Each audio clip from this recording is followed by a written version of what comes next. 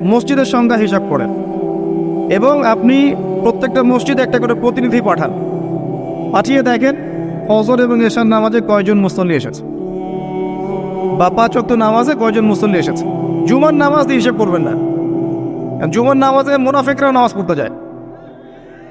ঈদের নামাজ দিয়ে হিসাব করবেন না, তারাবির নামাজ দিয়ে হিসাব করতে হবে না। অনেক বেরোজাদারও তারাবির নামাজ পড়ে, সেখানে গিয়ে ভুল ধরা শুরু করবে, এটা ঠিক নাই ওটা ঠিক নাই, দেখবেন মসজিদে হই হুল্লা করবে, অথচ 5 ওয়াক্ত নামাজে নাই। এমনই হয় বাস্তবতা। আর যারা 5 ওয়াক্ত নামাজ পড়ে দেখবেন বিনয়ী হয়, অহংকার মুক্ত হয়, নীরব থাকে, ঝামেলা এড়িয়ে চলে।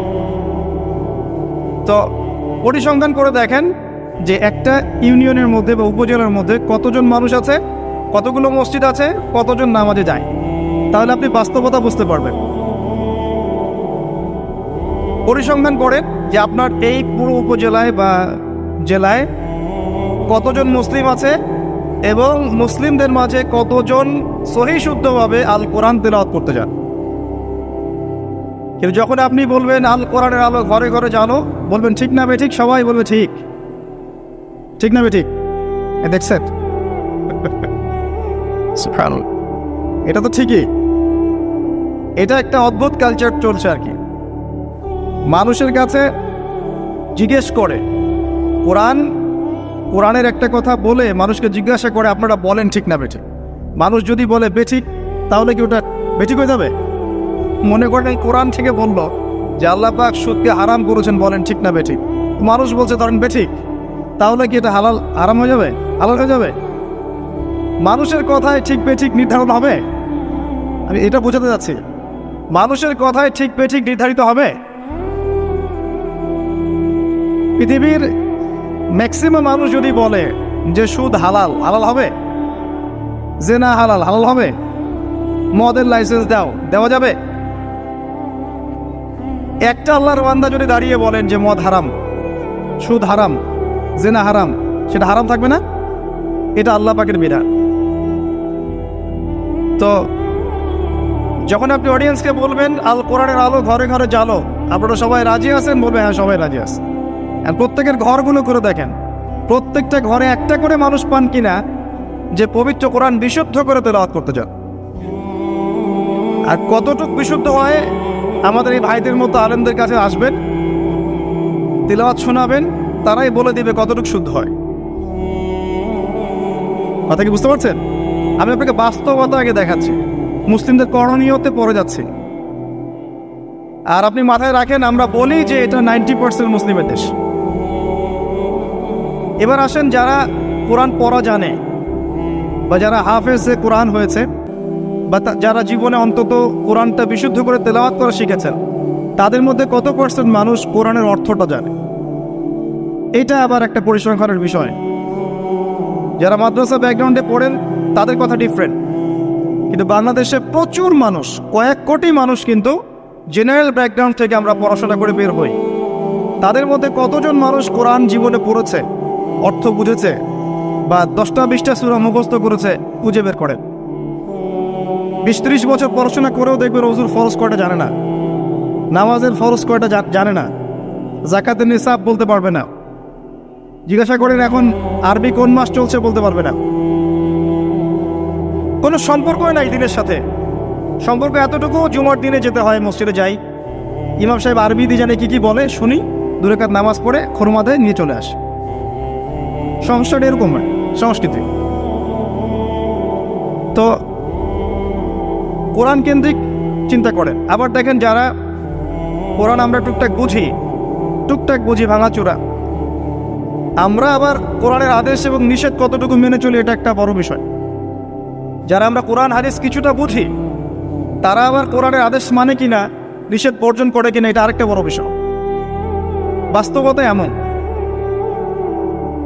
বাস্তবতা দেখবেন কতগুলো ফ্যামিলি পান যে ফ্যামিলিগুলোর মধ্যে পর্দা কায়েম আছে। খুঁজে দেখেন, আপনি নিজের পরিবার থেকে শুরু করেন, আমি আমার পরিবার থেকে শুরু করি, আপনি আপনার থেকে শুরু করেন, আপনার আত্মীয়দেরকে দেখেন, বংশকে দেখেন, সমাজকে দেখেন, আপনি খুঁজে পাবেন কতগুলো পরিবার পাবেন যেখানে পর্দার বিধান কায়েম আছে। পরিবারের মেয়ে পর্দা করে, মা পর্দা করে, বোন পর্দা করে? অল্প সংখ্যক, ইল্লা মাশাআল্লাহ। হ্যাঁ, এমনও পরিবার আছে যে পরিবারের সদস্যরা জীবন চলে গেলেও পর্দা ছাড়বে না, এমনও আছে। এমনও পরিবার আছে পরিবারের প্রত্যেক সদস্য আলেম। এমনও পরিবার আছে যে নামাজ না পড়লে পরিবারে ভাত দেওয়া হয় না, এমনও আছে। এগুলোর সংখ্যা কত? নিতান্তই কম, নিতান্তই কম। বাস্তবতায় আসেন আপনি, বাস্তবতায় এমন এগুলোর সয়লাভ চলছে। আবার একটা বড় ইস্যু বলি, মুসলিমদের কথা বলছি। আপনি প্রত্যেকটা পরিবারের জরিপ চালিয়ে দেখেন কতগুলো পরিবারে হালাল রিজিক ঢুকছে। হালাল রিজিক, মাথার ঘাম পায়ে ফেলা হালাল রিজিক পরিবারে ঢুকছে, হালাল খেয়ে পরিবার পরিজন জীবনযাপন করছে। কতটা পরিবার?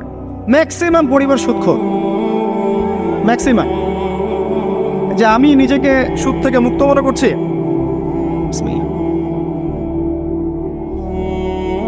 মনে করেন আমি একটা বাসায় ভাড়া থাকি, কথার কথা মনে করেন, কথার কথা। এখন ধরেন বাসার মালিক সুদী ব্যাংক থেকে লোন নিয়ে বাড়ি করেছে, কথার কথা, এক্সাম্পল দিচ্ছে।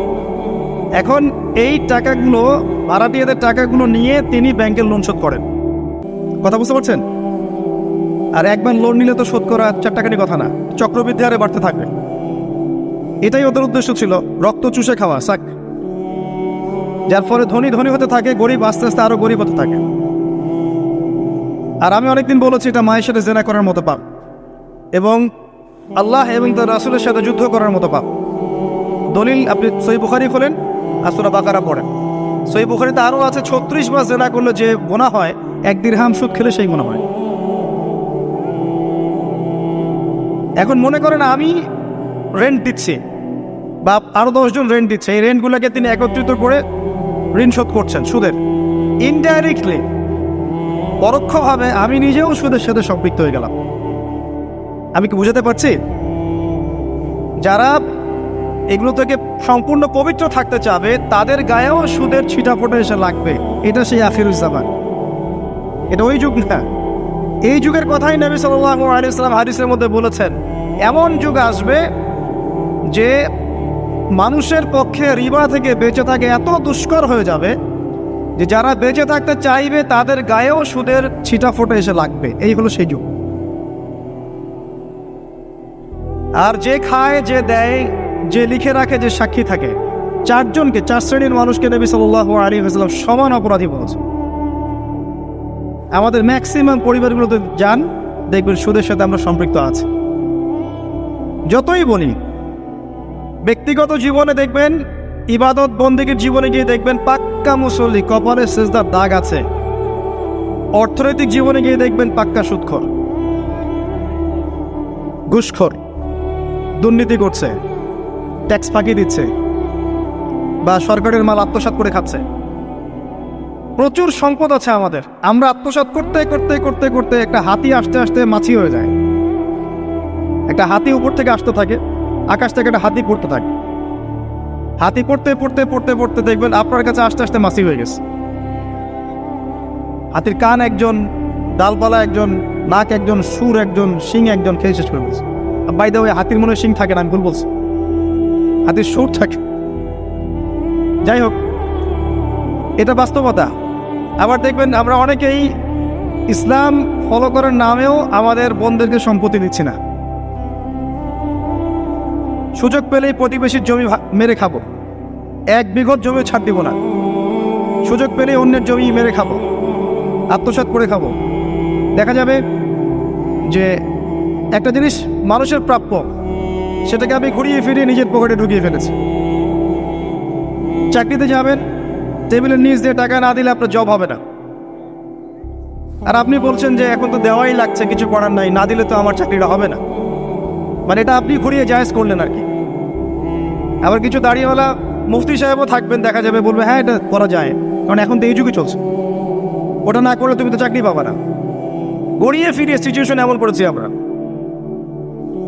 বাস্তবতা এমন, এখানে আইওয়াস শোডাউনের প্রশ্নই ওঠে না। মানে এখানে ইসলামের বেসিক জিনিসগুলোর বালাই নাই। উঁচু উঁচু বিষয়গুলো অনেক দূরের পথ, অনেক দূরের পথ। জিহাদ ফি সাবিলিল্লাহ, ইসলামী খিলাফা, কিতাল ফি সাবিলিল্লাহ, ইসলামী হুকুমত, আল্লাহর জমিন, আল্লাহর দিন প্রতিষ্ঠা, উঁচু স্কেলের কথা, অনেক উঁচু স্কেলের কথা। নিচু স্কেলগুলো তো দেখাচ্ছি আপনাকে, নিচু স্কেলগুলো। 5 ওয়াক্ত সালাত এটা এমন একটা বিষয় ছিল উম্মার মধ্যে যে একজন মুসলিম 5 ওয়াক্ত সালাত পড়ে না, এটা চিন্তাই করা যেত না। শতাব্দীর পর শতাব্দী এমন জেনারেশন চলে গেছে যারা 5 ওয়াক্ত নামাজ পড়তো না, মুসলিম পরিবারের সন্তান, এটা কল্পনাও করা যেত না। এখন অ্যাভেলেবেল, ঘরে ঘরে দেখবেন বেনামাজিদের ভর্তি। মুসলিম মেয়েরা পর্দা করবে না, এটা কল্পনাও করা যেত না। এখন ঘরে ঘরে দেখবেন জিন্স আর গেঞ্জি, জিন্স আর গেঞ্জি, ছেলেদের পোশাক পরে রাস্তাঘাটে করছে। ইভেন গ্রামগুলোতেও,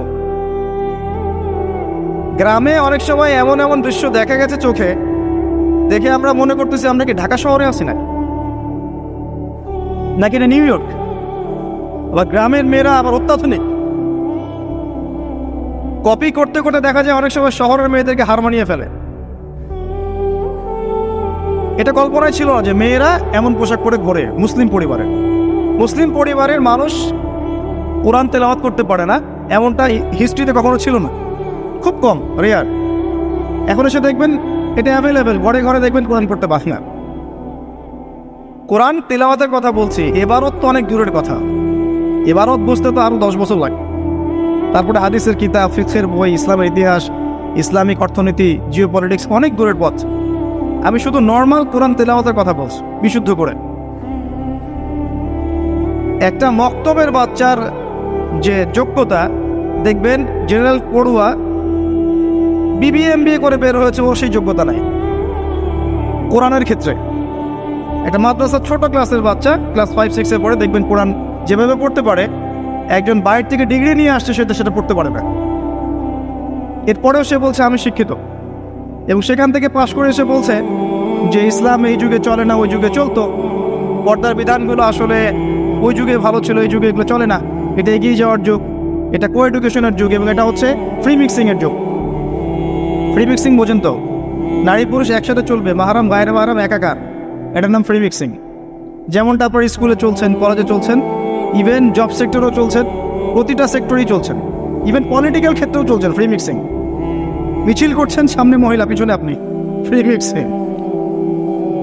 কোনো ওয়াজ মাহফিলে দেখলাম যে মহিলা এসে বক্তব্য দিচ্ছে, হ্যাঁ, পাশে আলেম বসে আছেন, চা খাচ্ছেন। আপনি কোথায় আছেন প্রিয় ভাই? বলতে থাকলে অনেক কষ্ট পাই, গলার ভয়েস উঁচু হয়ে যায়, অনেকের খারাপ লাগে, কিন্তু কিছু বিষয় না বললে হক আদায় হয় না, আল্লাহর কাছে জবাবদিহি করতে হবে তখন। এই জন্য কিছু বাস্তবতা আপনাকে বোঝানোর চেষ্টা করছি, এবং এর মধ্যে ইনশাআল্লাহ আমি কিছু সলিউশন আপনাকে দেওয়ার চেষ্টা করব, নিজেকে এবং আপনাকেও। আমি যা বলছি আল্লাহ পাক সবার আগে আমাকে আমল করার তৌফিক দান করুন, পরে আপনাদেরকে তৌফিক দান। বলাটা অনেক সহজ, করাটা খুব কঠিন।